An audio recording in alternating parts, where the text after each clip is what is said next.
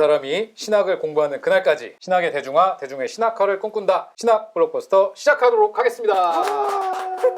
네, 오늘도 아주 또 흥미로운 주제로 또 우리 함께하게 되는데요. 세례. 근데 일단 세례에 논쟁이 있다라는 것도 굉장히 또 신선했어요. 이 파트 보면서 옛날에 이제 제가 또 세례 받았던 그때 또 기억들이 막 나더라고요. 언제 세례 받으셨어요? 중학교 때로 기억을 해요. 목사님이 이렇게 딱 안수를 하는 순간 비둘기 같은 게 막 날라오고 구구구구 하면서 새빨간 거짓말이고요.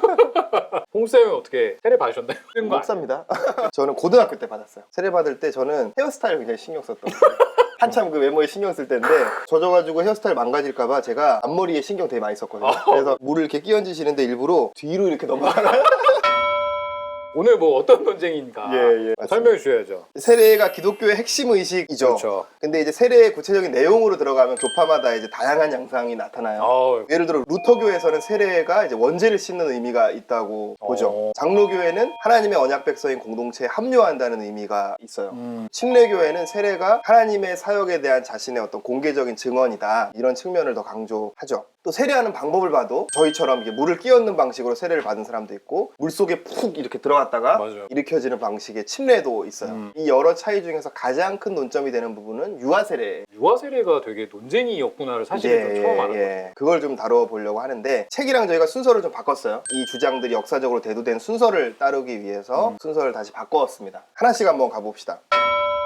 첫 번째 주장은 이제 유아 세례를 받을 수 있다. 우리는 그 유아를 언약 공동체 안으로 초청하면서 유아에게 세례를 베풀 수 있다라는 거죠. 성경 안에 유아 세례의 근거로 볼 수 있는 세 가지 근거를 들고 있는데 하나님의 언약 안에 어린아이가 포함된 것, 그리고 이제 신약에서 세례를 받을 때 온 집안이 세례를 받은 것, 또 구약의 할례와 신약의 세례가 서로 연속성이 있는 것으로 표현된 것, 이렇게 세 가지를 들 수 있을 것 같아요. 첫 번째는 하나님의 언약에 어린이가 포함되어 있었다는 거예요. 구약에서는 이제 하나님이 이스라엘 민족과 언약을 맺었죠. 그럼 당연히 그 민족 안에 어린이가 있었겠죠. 신약에서는 구약만큼 뚜렷하진 않지만 예수님의 태도에서 우리가 간접적으로 읽어낼 수 있는데, 예수님이 어린아이들을 좋아하셨고 제자들이 어린아이를 이제 오지 말라 그랬을 때 어린아이들이 나에게 오는 것을 용납하고 금하지 말라 이렇게 하셨다는 거예요. 예수님이 그 자기 사역의 의미를 이해할 수도 없고 스스로 책임 있는 결단을 하기 어려운 그 아이들을 기꺼이 용납하고 축복하셨다는 거예요. 그렇기 때문에 교회가 어린이들에게 세례나 그 밖에 여러 축복을 베푸는 것이 합당하다라는 거죠. 또 이제 사도행전에 세례와 성령을 연결하면서 그 대상을 너희와 너희 자녀라고 언급하는 본문이 있죠. 이런 것도 이제 유아세례의 근거라고 볼 수 있겠죠. 두 번째 근거는 온 집안이 세례를 받은 것들이에요.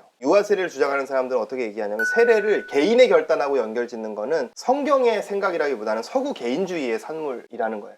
성경은 오히려 믿음과 세례를 온 가족에게 일어난 일로 묘사하고 있다는 거예요. 고넬료의 가정, 루디아의 가정, 빌립보의 간수의 가정, 회당장 그리스보의 가정 등등 아주 셀 수 없이 많은 예들이 있어요. 온 가족이 믿고 세례를 받았다라는 예들이. 세 번째는 이제 구약의 할례와의 연속성이에요. 바울이 골로새서에서 보면 이제 할례와 세례를 연결짓고 있어요. 구약 시대의 할례는 그 아이가 언약 공동체의 일원이라는 걸 뜻하기 위해서 태어나자마자 얼마 있다가 바로 이제 했잖아요. 그 아이가 근데 커서 언약 백성답게 살아가는지 이런 거는 이제 그 아이의 삶에 맡겨져 있겠지만, 그럼에도 불구하고 공동체는 그 갓난 아기에게 할례를 베풀면서 그 아이를 은혜롭게 그 언약 안으로 초대했던 거죠. 근데 바울이 만약에 할례를 신약 시대의 세례와 연결지었다면 우리도 그 아이가 신실하게 성장하기를 기대하면서 유아 세례를 베풀어서 언약 공동체 안으로 초대할 수 있다는 거죠.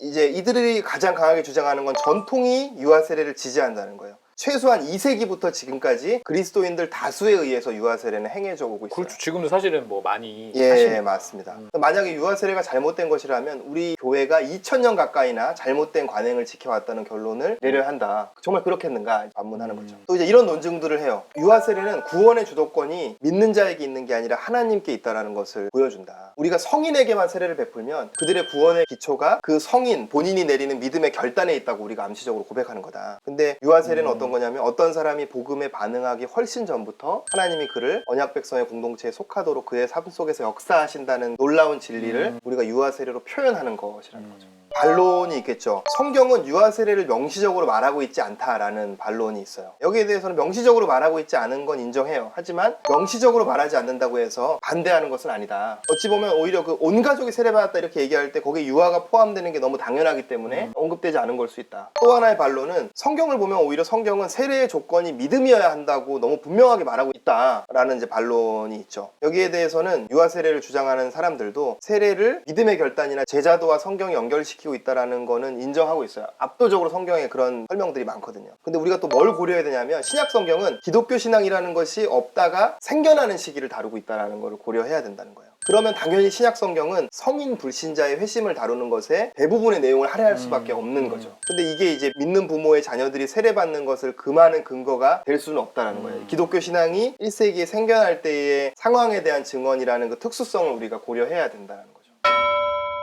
이 견해는 신자의 세례 견해죠. 세례는 세례받는 자 자신의 신앙 고백이며 따라서 예수님을 믿고 순종하는 결정을 스스로 하기에 충분한 나이의 사람에게만 주어져야 한다. 예수님을 따르려는 그 개인적인 결단과 분리된 세례는 아무 의미가 없다. 여기에 대한 근거도 이제 성경, 신약 성경이 이제 이런 관점을 지지한다는 거예요. 구약에서는 하나님이 민족과 언약을 맺으셨다. 하지만 신약에서는 하나님이 그 언약을 믿음의 결단을 한 그 각각의 신자와 맺으신다는 거예요. 세례 요한의 세례를 봐도 역시 그 죄를 자복하면서 나온 사람들에게 요한이 이제 각 개인들에게 베푼 거죠. 예수님이 하신 명령, 지상명령이라고 하는 마태복음 끝에 그 명령을 봐도 세례를 베풀고 내가 너희에게 분부한 모든 것을 가르쳐 지키게 하라 라는 말에서 볼 수 있듯이 세례를 예수의 제자를 만드는 과정의 일부로 보고 있다는 거죠. 그 외에도 사실 세례를 개인적인 회개와 결단하고 연결짓는 본문들이 성경 안에는 너무너무 많아요. 반면에 유아가 세례받는 이야기는 신약 성경에 없다는 거예요. 왜냐하면 유아는 믿음의 결단을 할 수 없기 때문에. 유아한테 너무 잔인한 거 아니야? 유아를 너무 무시하는 게 아닌가. 그러니까. 예. 유아 세례는 명목상의 신자, 문화적 신자를 만드는 경향이 있다는 거예요. 누군가가 부모님이 신자이기 때문에 그 사람도 신자인 것으로 간주된다면 스스로 예수님을 따르기로 결단해야 할 어떤 그 긴급성이나 중요성이 약화될 수밖에 없다는 거죠. 여기에 대해서도 또 반대쪽이 반론을 하겠죠. 아까 얘기한 성경적 근거들이 이거에 대한 정확한 반론이 되겠죠. 성경 본문이 사실은 유아 세례를 지지하고 있다라는 반론이 있죠. 온 집안이 세례받은 본문 어떻게 할 거냐. 여기에 대해서 이들은 보통 고대 로마 세계에서 종은 가족에 포함되었지만 개념적으로 아이는 성인이 될 때까지 가족에 포함된 것으로 보지 않았다는 거예요. 집안이 세례받은 설명 이후에 온 집안이 믿었다라는 표현으로 보충 설명을 하는 곳이 여러 곳 있거든요. 거기서 집안이라고 표현한 사람들 안에는 자기 스스로 예수를 믿을 수 있는 성인들만 포함되어 있다라는 거죠. 사도행전을 쓴 누가도 당대의 문화를 따라서 아이를 거기에 포함시키지 않은 것 같다 이렇게 반론을. 배경 안에서 그렇게 표현된 것뿐이다. 이렇게 얘기를 한다는 거죠. 그리고 또 이제 예수님이 어린아이를 축복하신 본문을 아까 이제 반대쪽에서 얘기하는 걸 얘기했었죠. 이것도 이제 그건 예수님이 어린아이를 용납하고 축복하셨다는 걸 말하는 거지 세례를 준 걸 말한 건 아니다라는 거죠. 참 디테일한 분들이 많다는 생각을 이 논쟁들을 보면서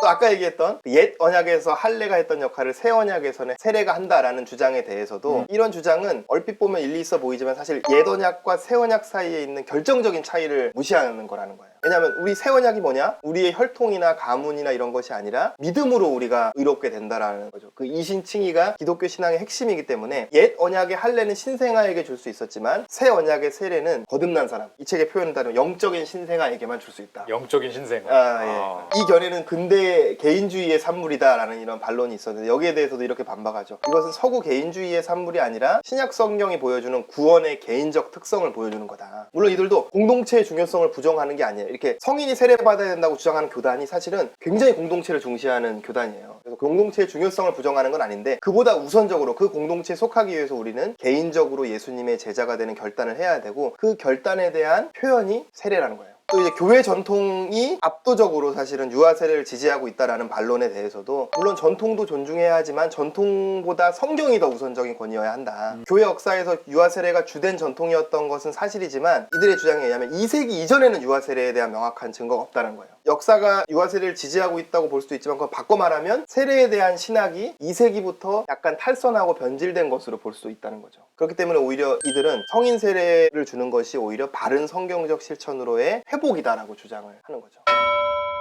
두구두구 해주시죠. 근데 저는 오늘 진짜로 선택을 못 하겠더라고요. 1.5예요, 1.5. 근원적인 질문을 떨칠 수가 없는 거예요. 왜 이것 갖고 싸우지? 왜? 유아 주면 어때? 이걸 왜 싸워? 쓸데없이 디테일하다. 저의 생각이지만 둘 다 뭔가 다 동의가 되는 지점인 거죠. 아까 유아들 세례를 주면서 언약의 공동체에 들어오는 거 어떤 선포 너무 좋다. 그렇다고 그냥 유아 때 세례만 받았으니까 또 막 살아도 되는 것도 아닌 거잖아요. 자기의 결단이 또 한 번은 필요하다는 게 경험적으로 되게 많이 동의가 되는데 그 두 가지 그냥 다 동의하면 되는 거 아닌가. 때때로 그냥 막 주자. 세례 한 10번 받으면 안 되나? 어떻게 생각하세요? 저희 생각에 대해서. 좀 쉽게 가려고 하는 저희가 편안하게 우리 자리에 앉아가지고 이제 두 입장을 비교하고 설명했는데 이거 갖다 왜 싸워 이런 얘기를 했는데 그렇죠, 그렇죠. 사실은 그 역사를 보면 16세기의 이 이슈는 수많은 사람들의 목숨을 뺏어간 그런 이슈였어요. 아 지금 알고 보니 제가 죽을 죄를 졌나요?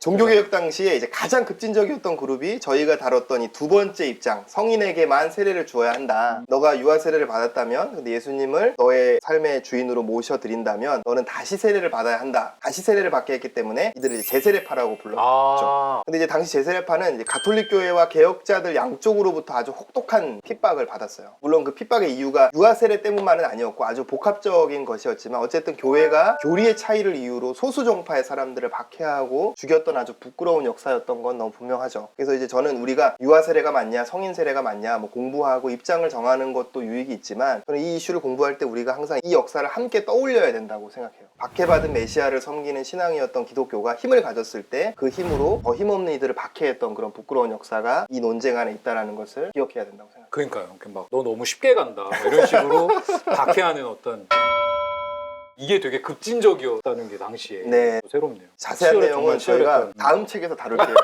슬슬 다음 책을 우리가 또 강구해야 될 타이밍이죠. 이런 논쟁, 기독교 역사. 무슨 책인지는 비밀. 또 하나 덧붙이고 싶은 것은 유아 세례를 반대하는 이들이 지금도 소수파인 건 사실인데 우리가 꼭 유아 세례를 반대하는 것에 동의하진 않더라도 이 문제의식, 당대의 주류 문화와 차이 없이 살아가는 명목상의 문화적인 신자가 아니라 정말 예수의 제자로 살아가는 것이 너무나 중요하다라는 그 문제의식에는 우리가 귀 기울여야 한다고 저는 생각합니다. 그렇죠. 네. 저는 오늘 이제 뭐 이 유아 세례에 대한 논쟁에서 좀 빠져나와서 세례 자체가 가지고 있는 어떤 신학적인 의미를 풍성하게 잘 해설해주는 그런 책을 한 권 골라봤어요. 그래서 소개할 책은 그리스도인이 된다는 것이라는 책이에요. 이 책의 저자가 로안 윌리엄스라는 분인데 이분은 현재 가장 영향력 있는 성공의 사제이고 신학자 중에 한 사람이에요. 이분이 국내에는 소개가 잘 안 되다가 최근에 이제 번역서들이 여러 권 나오기 시작하면서 아주 빠르게 팬덤이 형성되고 있는 요즘 가장 핫한 저자 중에 한 명입니다. 이 책은 세례, 성경, 성찬례, 기도 이렇게 4개의 주제를 이제 한 챕터씩 다루면서 거기에 비추어서 그리스도인이 어떤 존재인지 이제 설명하는 책이거든요. 세례 파트 굉장히 좋은데 이제 그 파트 때문에 소개하는 책이지만 그 부분만 읽지 말고 다 읽으시면 좋을 것 같아요. 정말 좋은 책이에요. 모든 챕터가 좋지만 마지막 챕터인 기도는 정말 이 책의 백미예요. 기쁜 소식은 아주 얇다는 거. 이 코너에서 소개한 책 중에 아마 가장 얇을 거예요. 진짜요? 얇지만 아주 풍성한 내용을 담고 있는. 매번 제가 고시면서 책을 정하지만 이 책은 정말로 특히 강추합니다. 오늘 또 세례 논쟁에 대해서 살펴보았습니다. 다음은 우리 또 성만찬, 뭔가 이 예전 시리즈로 간다는 느낌이 네, 드는데요. 다음 주도 좀 기대해 주시고 인사드리도록 하겠습니다. 감사합니다. 감사합니다.